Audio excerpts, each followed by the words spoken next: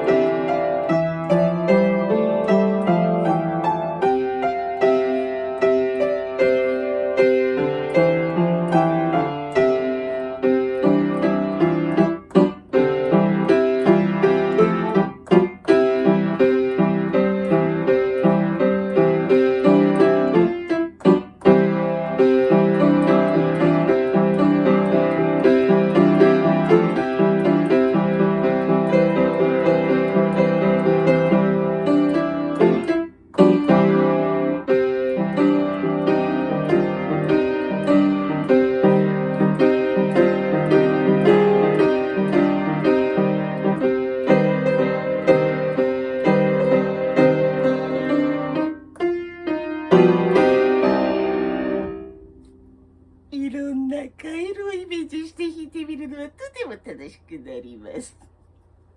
潰れたカエル、元気になったカエル、いろんな拍子やリズムでいろんなカエルをイメージして弾いてみてください。